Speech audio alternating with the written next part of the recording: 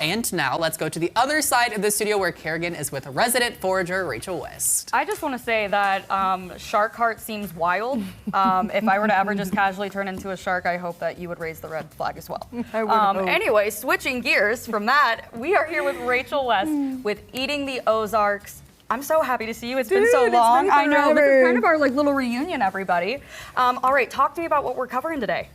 So I was at Page Street Prairie, which is in Springfield, and it's my friend's lot. They have like this urban forest, basically, that they've planted. And she does all these classes, but we were there chatting, and I was like, "Can I forage your yard? I'm in between. I'm in between being at the kitchen and on TV." And she was like, "Absolutely." And so these are two pollinator plants that you would likely see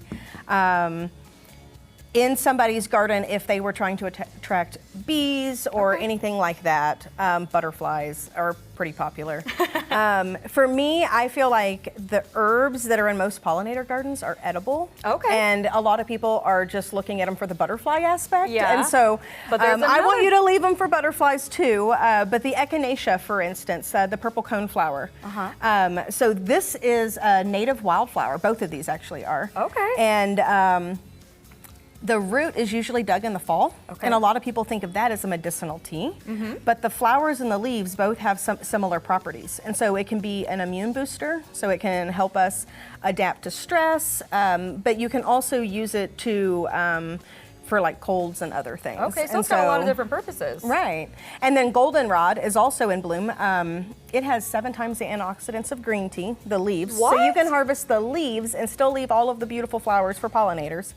But if you know of anybody with ragweed or feline allergies, i.e. cats, you can have a strong tea or make a tincture out of both of the plants, and it'll combat those allergies. And so, super fantastic for pollinators. Blake, you look need at this. You're like allergic to animals, so we need to make some of that for Blake. Right? Okay, talk to me about what's over here. We got well, I saw this little bouquet when we walked in, and I was like, "Can I have this too?" Sunflowers are also edible, so as long as you know that they haven't been treated crazy. A lot of people plant them in their front yard and garden, and so you can do things with the petals, as well as when the flowers are still closed. You can actually grill them. Like a artichoke vegetable, sweet corn baby. I would never think to grill a sunflower, but I feel like I'm gonna have to try that. It's a Spanish thing, so you'll have to look up. Like I'm a Texan, and that was something that they did down. You're like, listen, down there. So they're grilling some sunflowers. But the petals, you can just literally sprinkle them over things. You can make jam when you're doing your strawberry jam. You can add them to them. Does it give a flavor, or is it mainly for the health benefits? For saying that you added sunflower, probably. All right. Or adding the petals for color to a cake or something. If you were trying to do dye-free. But yeah, so with echinacea, since we had a few more minutes, I wanted to mention, besides just doing a tea, you guys can make tinctures that are shelf stable. And so that is in vodka if you've got any at the house. I was about to say cabin, but if you live in a cabin if you're in a cabin, that works too.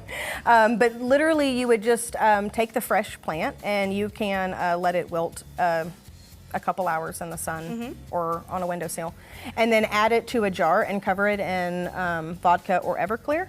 And then give that a shake every day for about 6 weeks, and then strain that out, and then you've actually got a medicinal tincture where you would just take a small amount as a for Blake, year-round, combating allergies. He would be able to have goldenrod in a little vial versus trying to go find the plant and find the flowers. There you go. Well, Rachel, thank you so much for being here today and giving us this awesome lesson. If people want more information, where do they go real fast? EatingTheOzarks.com. Awesome. All right, Ozarks Live will be right back.